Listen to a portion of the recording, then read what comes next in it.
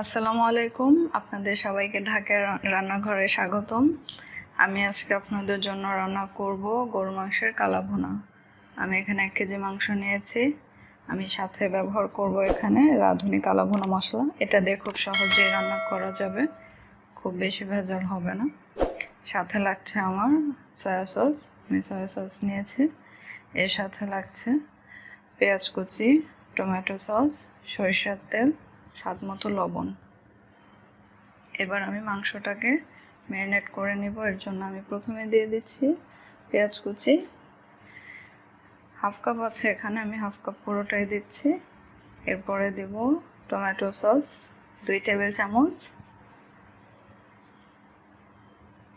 সরিষার তেল দিয়ে দিচ্ছি হাফ কাপ। এখানে আমার 1 কেজি মাংস আছে, এর জন্য আমি রাঁধুনি মশলাটার প্যাকেট থেকে আমি অর্ধেক নিয়ে নিচ্ছি। এখানে 2টা প্যাকেট ছিল, আমি বড় প্যাকেটটা থেকে অর্ধেক নিয়ে নিয়েছি। আর সয়া সস দিয়ে দিচ্ছি 2 টেবিল চামচ। সাথে আমি 1 টেবিল চামচ লবণ অ্যাড করছি, প্রয়োজন হলে পরে আবার দিব। এখন আমি এটাকে ভালো করে হাতের সাহায্যে মিশিয়ে নিব। আমার ম্যারিনেট করা হয়ে গেছে, এটা আমি রেখে দিচ্ছি না, আমি সরাসরি রান্নায় চলে যাব। আমি কড়াইটার মধ্যে রান্না করব, আমি কোনো প্রকার তেল দিচ্ছি না। আমি মাংসটা এখানে দিয়ে দিচ্ছি।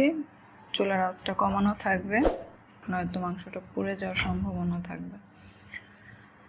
মাংসটা সুন্দর করে সাজিয়ে দিয়ে দিব। বাটিতে লেগে থাকা মশলাটা আমি একটু সামান্য পানি দিয়ে ধুয়ে জাস্ট দিয়ে দিব মাংসটার মধ্যে। বাড়তি কোনো পানি এখানে আমি দিব না। মিডিয়াম আছে, এটা আমি ঢেকে রান্না করব। এখানে ঢেকে দিচ্ছি। 10 মিনিট পর আমি ঢাকনা খুলে দিয়েছি। এখানে অনেকটা পানি বেরিয়েছে, আমি এটা শুকিয়ে নেব। মাংসটা শুকিয়ে গেছে। এবার ছোট প্যাকেটটা থেকে আমি এখানে অর্ধেক মশলা দিয়ে দিচ্ছি। এবার আমি এটাকে মিশিয়ে মাংসটা সেদ্ধ করার জন্য আমি এখানে আবার 2 কাপ পানি দিয়ে দেব। এবার আমি এটা আরও কিছুক্ষণ রান্না করে নেব, মাংসটা সেদ্ধ না হওয়া পর্যন্ত। সুন্দর মতো ঢেকে আমি এটা রান্না করে নিচ্ছি।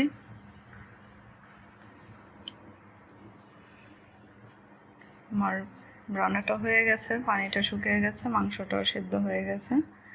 এবার আমি বাগার দিয়ে দিব। বাগারটা অবশ্যই দিতে হবে, এর জন্য আমি কড়াইয়ে সরিষার তেল দিয়েছি। এর মধ্যে দিচ্ছি 2টা শুকনো মরিচ, একটু পেঁয়াজ কুচি, রসুন কুচি। এবার আমি এটা নেড়ে বাদামি রং করে নেব।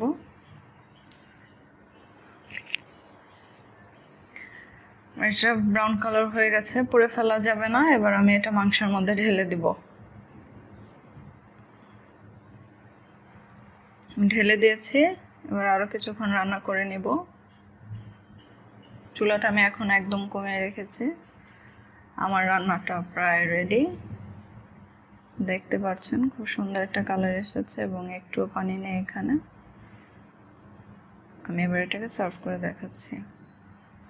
দেখতে পাচ্ছেন খুব সুন্দর হয়েছে। আশা করি আপনাদের সবার ভালো লাগবে, আর আপনারা বাসায় অবশ্যই ট্রাই করবেন রেসিপিটা।